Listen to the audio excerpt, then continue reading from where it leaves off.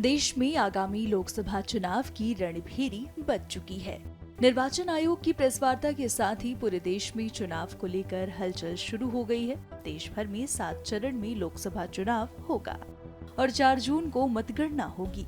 देश के अन्य हिस्सों के साथ साथ असम में भी चुनावी सरगर्मी बढ़ गई है। यहाँ 3 चरणों में लोकसभा चुनाव होने हैं और ऐसे में राजनीतिक दलों का ध्यान चाय बागान के मतदाताओं की ओर है, जो 5 में से कम 3 संसदीय क्षेत्रों में निर्णायक भूमिका निभा सकते हैं।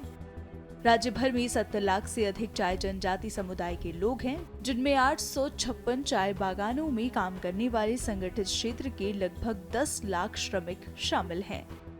भारत की लगभग 55% चाय का उत्पादन असम में होता है। चाय जनजाति समुदायों के मतदाता डिब्रूगढ़, काजीरंगा और सोनितपुर संसदीय क्षेत्र में निर्णायक कारक बन सकते हैं और जोरहाट संसदीय क्षेत्र में भी चाय जनजाति के मतदाताओं की एक बड़ी संख्या है। कौन सी कॉन्स्टिट्यूएंसीज में टी गार्डन लेवर्स या वोटर्स ज्यादातर है और डोमिनेट करता है? और डिब्रूगढ़ है। हाँ। और कितने कॉन्स्टिट्यूएंसी में कौन सी कॉन्स्टिट्यूएंसीज में टी गार्डन वोटर्स है? डिब्रूगढ़ में है, जोरहाट में है, सेकंड पोजीशन हम लोग का काजीरंगा में है। काजीरंगा में 6 का कॉन्स्टिट्यूंसी है और जोरहाट में भी है और थर्ड पोजीशन तेजपुर में है, सोनितपुर।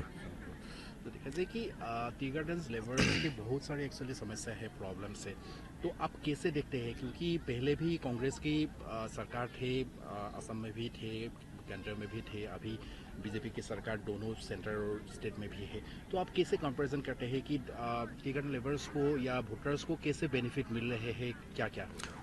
आगे इस सरकार ने बोला था, जब आया था 16 में, इस सरकार ने बोला था टी गार्डन का लेबर का जो वेजेस से 351, लेकिन अभी 251 हुआ है और अभी भी 149 अभी भी नहीं हुआ है। मतलब वो भी देने से हम लोग का डेवलपमेंट होगा, लेकिन टी गार्डन देखने से अब अभी बाहर में कोई हाजिरा करने जाने से उसको मिलता है 400-500-600 रुपये, लेकिन बागान में इतना मजबूरी है। 251 में लोग है। सरकार का मैं अनुरोध करता हूँ कि टी गार्डन लोग को आप लोग इंडिया का लोग समझते हैं, असम का अपना खुद का समझते हैं, तो आप लोग हमारा लेबर को, हम लोग का श्रमिक को भी हाजिरा जो बोला था, सरकार ने बोला था 351, वो कर देने से अच्छा होगा। डेवलपमेंट की बात करें तो कैसे डेवलपमेंट हो रहा है, क्या हो रहा है? बागान में बोलने से आगे तो मतलब बागान में हम लोग जाने से, हम लोग बागान का लड़का हूँ मैं। बागान में एसीसी ब्लॉक नहीं होता है, सड़क नहीं था, अभी भी सड़क भी है। अगर स्टूडेंट के लिए अभी स्कूल भी बना हुआ है और आंगनबाड़ी छोटा लड़का के लिए भी है और मार्केट अभी थोड़ा करके मतलब हो रहा है। जो इतना दिन से कांग्रेस सरकार नहीं किया था वो लगा भी है। उससे भी ज़्यादा अच्छी बात है, इस सरकार ने हम लोग का जो मतलब अंतर से हम लोग जब फेस्टिवल मानते हैं करम पूजा का हम लोग डिमांड दिया था, सरकार को हम लोग दिया था, ऑल ऑर्गेनाइजेशन डिमांड दिया था। जब करम पूजा में, बिहू में, हम लोग का बिहू असमी लोग है, बिहू में जब सरकारी वन मिलता है, करम पूजा में नहीं मिलता था, लेकिन अभी इस सरकार ने करम पूजा में भी सरकारी वन घोषणा किया है और दिया भी है। इस इलेक्शन में टी गार्डन वोटर्स की कितनी अहमियत है और कितना फैक्टर बन सकता है?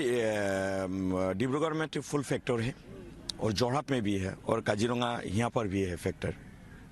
मैं सरकार के अनुरोध कर रहा हूँ फैक्टर, और जितना है आप लोग फैसिलिटी देने से और हम लोग विधानसभा में भी है, लोकसभा में अभी चल रहा है, लोकसभा में तो फैक्टर है ही बागान के लोग। टी गार्डन का इश्यूज है और टी गार्डन कम्युनिटी का लोग कांग्रेस का वोट बैंक थे, कुछ नहीं किया, कांग्रेस ने कुछ नहीं किया। अभी उन लोग का बहुत सारा इश्यूज है, लेकिन हमारी गवर्नमेंट, हमारे आदरणीय मुख्यमंत्री डॉक्टर हिमंत बिश्व शर्मा ने बहुत सारा कुछ प्रॉब्लम रिजॉल्व किया। तो हमें क्या देखा, अभी टी गार्डन का लोग अभी खुश है। अब देखिए, मेरा जो कॉन्स्टिट्यूएंसी है ये टी गार्डन डोमिनेटेड कॉन्स्टिट्यूएंसी है। आज कितना लोग यहाँ से सीएम का ऊपर भरोसा करके यहाँ पे आया, और काजीरंगा का जो कैंडिडेट, हमारे एनडीए का कैंडिडेट, उन्होंने, अब देखिए,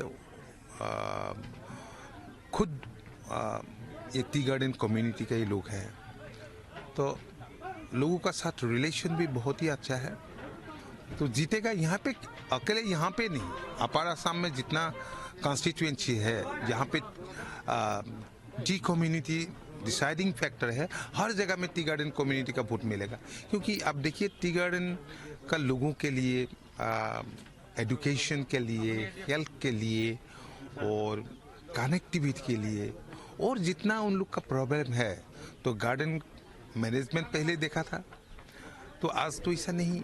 आज रास्ता हुआ है, रास्ता हुई, स्कूल हुई, हॉस्पिटल हुए, और बड़ी बात ये है कि उन लोग का जो वेजेस है ना, वेजेस ये इंक्रीज किया है हमारे गवर्नमेंट ने, तो टी गार्डन का लोग बहुत ही खुश है। स्पेशली देखा जाए कि इस कॉन्स्टिट्यूएंसी में, काजीरंगा पार्लियामेंट्री कॉन्स्टिट्यूएंसी में, आपका भी कॉन्स्टिट्यूएंसी असेंबली कॉन्स्टिट्यूएंसी सेगमेंट इस कॉन्स्टिट्यूएंसी के अंदर में पड़ता है, तो आपने जिक्र किया कि यहाँ पे एक्चुअली टी डोमिनेटेड एरिया है मैक्सिमम, तो यहाँ पर आप कैसे देखते हैं कि इलेक्शन में दोनों कैंडिडेट? नहीं, माहौल बहुत ही अच्छा है, माहौल एनडीए का फेवर में है, क्योंकि ये कौन कैंडिडेट है ये तो लोग विचार नहीं करेंगे, क्योंकि ये चुनाव इंडिया वर्सेस इंडी, और हमारे गवर्नमेंट बहुत सारा कुछ काम यहाँ पे कर रहा है, क्या है कर रहा है, क्योंकि मोदी जी 2014 में पावर में आए थे। 2014 से ले आज तक जितना यहाँ पे असम के लिए, असम का हर सेक्शन के लोगों के लिए जितना कुछ काम कर रहा है, इंफ्रास्ट्रक्चर डेवलपमेंट के लिए जो कर रहा है, पहले कोई गवर्नमेंट नहीं किया था। तो इसलिए ये जो दिस इज रियलिटी, तो लोग विकास का साथ ही रहेगा, एनडीए का साथ रहेगा, और फिर नरेंद्र मोदी जी का ऊपर क्योंकि बहुत ही भरोसा है, पहले जितना आशा किया था, तो क्या करेगा क्या नहीं करेगा ये लोगों का मन में डाउट था। 2014 से ले तक आज तक अभी पीएम तो है ही, तो जैसे जिस ढंग से काम कर रहे हैं, जिस ढंग से डेवलपमेंट का काम कर रहे हैं, और स्टेट का, असम का, नॉर्थ ईस्ट का, तो लोग चाहते हैं मोदी जी फिर प्राइम मिनिस्टर बने। बीजेपी और कांग्रेस समेत राजनीतिक दल अब इस चुनाव में चाय जनजाति समुदाय के लोगों से समर्थन हासिल करने में जुटे हैं। आजादी के बाद से ही चाय जनजाति समुदाय के लोगों को कई तरह की समस्याओं का सामना करना पड़ रहा है। अब देखने वाली बात होगी कि इन समस्याओं का समाधान करने के लिए वहां की जनता किसे मौका देती है।